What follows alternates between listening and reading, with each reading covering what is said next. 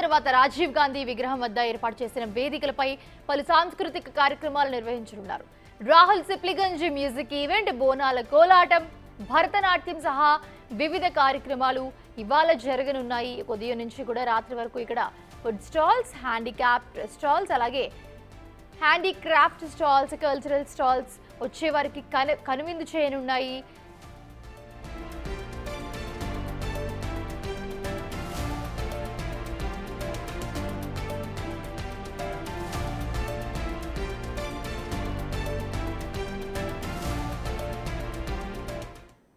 Right, రాష్ట్రంలో Congress party అధికారంలోకి వచ్చి ఏడాది పూర్తయింది. ఇప్పటికే రాష్ట్ర వ్యాప్తంగా కూడా ప్రజా విజయోత్సవాలు నిర్వహిస్తోంది ప్రభుత్వం. దీనికి సంబంధించి మరిన్ని అప్డేట్స్ అందించడానికి మా ప్రతినిధి హరికృష్ణ లైవ్ లో జాయిన్ అవుతున్నారు. హరికృష్ణ, చూస్తున్నాము ప్రజా విజయోత్సవాల్లో భాగంగా ఉత్సవాలు నిర్వహిస్తుంది. ఇవాళ హైదరాబాద్ లో అయితే ప్రత్యేకంగా చాలా కార్యక్రమాలు అయితే నిర్వహిస్తోంది. సో ఏంటి, ఎలా ఉండబోతుంది? ఇస్మానిషా, కాంగ్రెస్ పార్టీ అధికారంలోకి వచ్చి ఏడాది పూర్తవుతున్న సందర్భంగా డిసెంబర్ 1 నుంచి 9 వరకు కూడా ప్రజా విజయోత్సవాలు నిర్వహించాలని ప్రభుత్వం భావించింది.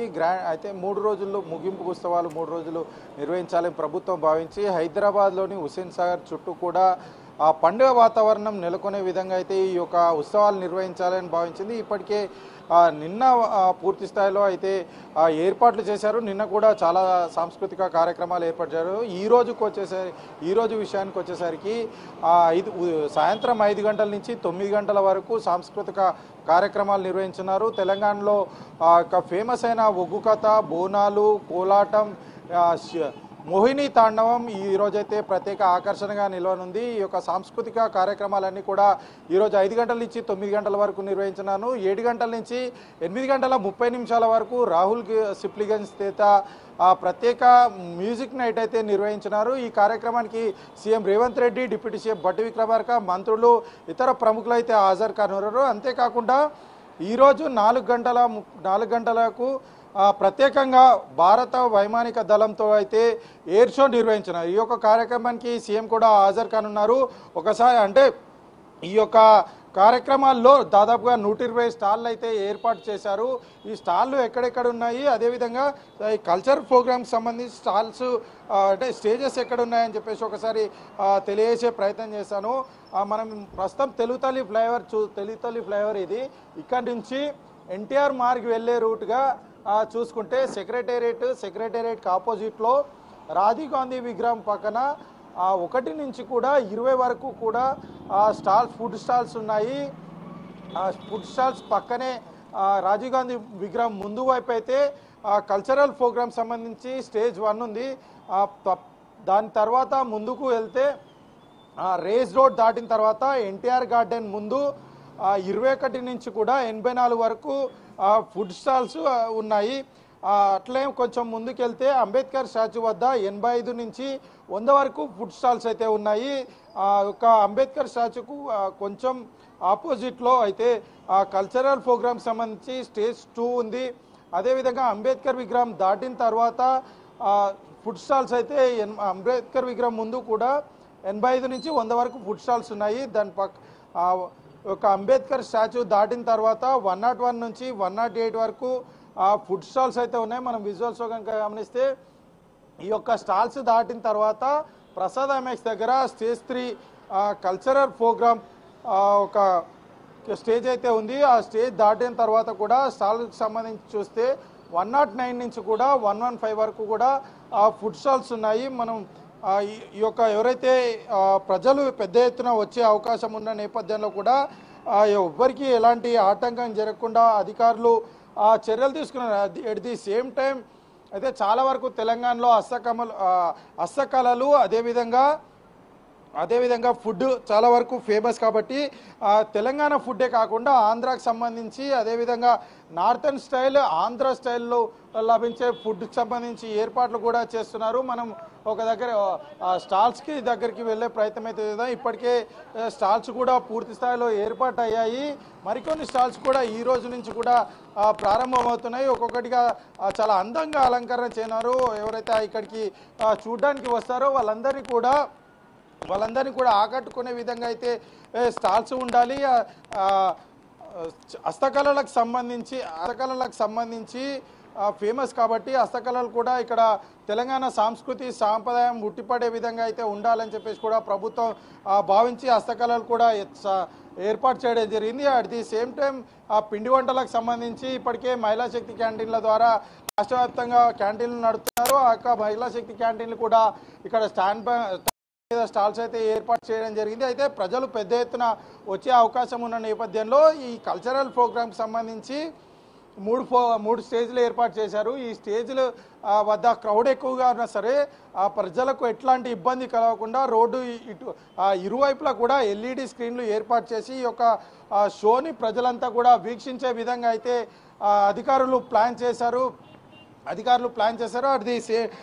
అదేవిధంగా అంతేకాకుండా ప్రజలు ఎక్కువ వచ్చే అవకాశం ఉన్న నేపథ్యంలో కూడా ఎవరికి ఎలాంటి ఆటంకం కలగకుండా అటు వాటర్, టాయిలెట్స్, పార్కింగ్ సదుపాయం కూడా కల్పించడం జరిగింది. అంతేకాకుండా ప్రజలు పెద్ద ఎత్తున వస్తున్నారు కాబట్టి అయితే ఆ స్టేజ్కి సంబంధించి రోడ్డు పక్కన ఉండడం వల్ల అక్కడ కూడా ఎట్లాంటి ఇబ్బందులు జరగకుండా ప్రజలందరూ వీక్షించే విధంగా అయితే రోడ్డుకి ఇరువైపులా కూడా భారీ ఎత్తున పెద్ద ఎల్ఈడి స్క్రీన్లు ఏర్పాటు చేశారు. అయితే ఈరోజు ప్రత్యేక ఆకర్షణగా నిలిచేదంటే సాంస్కృతిక శాఖ ఆధ్వర్యంలో నిర్వహించే కల్చరల్ ప్రోగ్రామ్స్ అయితే ఆకర్షణగా నిలవ ప్రధానంగా మోహిని దండకం నాటకం అయితే సాంస్కృతిక శాఖ ఆధ్వర్యంలో ఈరోజు నిర్వహించనున్నారు. ఇది ప్రత్యేక ఆకర్షణగా నిలవనుంది.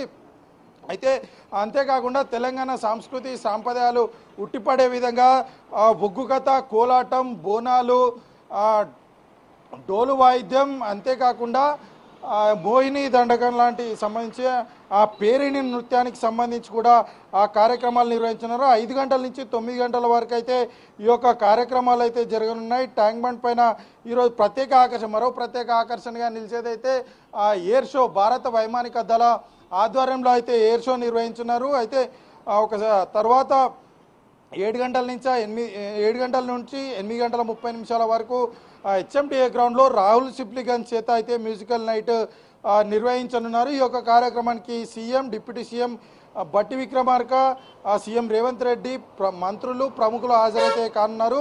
అయితే రేపు తెలంగాణ తల్లి విగ్రహ ఆవిష్కరణ అయితే రాష్ట్ర సచివాలయ ప్రాంగణంలో జరగనుంది. అనంతరం బహిరంగ సభ కూడా నిర్వహించారు. ఈ బహిరంగ సభకు ప్రభుత్వం పెద్ద ఎత్తున ప్లాన్ చేసింది. దాదాపు 1,00,000 మంది మహిళలు హాజరయ్యే విధంగా, ఎందుకంటే తెలంగాణలో కాంగ్రెస్ ప్రభుత్వం అధికారం చేపట్టినప్పటి నుంచి కూడా పెద్ద ఎత్తున మహిళలకు పెద్దపీట వేస్తున్న నేపథ్యంలో కూడా మహిళలు ఎక్కువ సంఖ్యలో హాజరయ్యే విధంగా దాదాపుగా 1,00,000 మంది హాజరయ్యే విధంగా అయితే ఈ యొక్క కార్యక్రమం ఉండాలని చెప్పేసి కూడా ప్రభుత్వం భావించింది.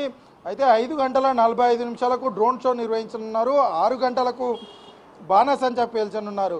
7 గంటలకు హెచ్ఎండిఏ గ్రౌండ్లో మ్యూజికల్ నైట్, తమన్ చేత మ్యూజికల్ నైట్ నిర్వహించున్నారు. ఇప్పటికే దీనికి సంబంధించి అధికారులు పెద్ద ఎత్తున అయితే ఏర్పాట్లు చేశారు. అంతేకాకుండా నైట్ టైంలో ఈ యొక్క కార్యక్రమాలు నిర్వహిస్తున్నారు కాబట్టి హైదరాబాద్ మొత్తం కూడా విద్యుత్ దీప అలంకరణ పెద్ద ఎత్తున చేశారు. ట్యాంక్ బండ్ చుట్టూ కూడా పెద్ద ఎత్తున యొక్క అలంకరణ అయితే చేశారు. మనం విజువల్స్లో కనుక గమనిస్తే మాత్రం నా వెనకాల అయితే లైట్స్ ఉంటాయో లైట్స్కి సంబంధించి కూడా పెద్ద ఎత్తున అయితే పూలతో అలంకరణ చేశారు. అంతేకాకుండా గార్డెన్లో కూడా చాలా వరకు లైటింగ్ సంబంధించి ఏర్పాట్లు చేశారు. సచివాలయం చుట్టుపక్కల, అదేవిధంగా హుస్సేన్ సాగర్ చుట్టూ మొత్తం కూడా విద్యుత్ దీపాలంకరణతో పెద్ద ఎత్తున భారీ ఎత్తున ఏర్పాట్లు అయితే చేశారు. ఈ 3 రోజుల పాటు పండుగ వాతావరణం కల్పించాలని చెప్పేసి ప్రజలంతా కూడా ఖచ్చితంగా తెలంగాణ నుంచే కాకుండా ఇతర రాష్ట్రాల నుంచి, ఇతర దేశాల నుంచి కూడా వచ్చే విధంగా ప్లాన్ చేయాలని చెప్పేసి ఇప్పటికే సీఎం రేవంత్ రెడ్డి అయితే అధికారులకు ఆదేశించడం జరిగింది. ఈ మేరకు అధికారులు కూడా పూర్తి స్థాయిలో ఏర్పాటు చేశారు. ప్రజలు పెద్ద ఎత్తున అయితే ఈ యొక్క కార్యక్రమానికి హాజరు కానున్నారు. Mounisha, over to you. Right, thanks for the updates Harikrishna.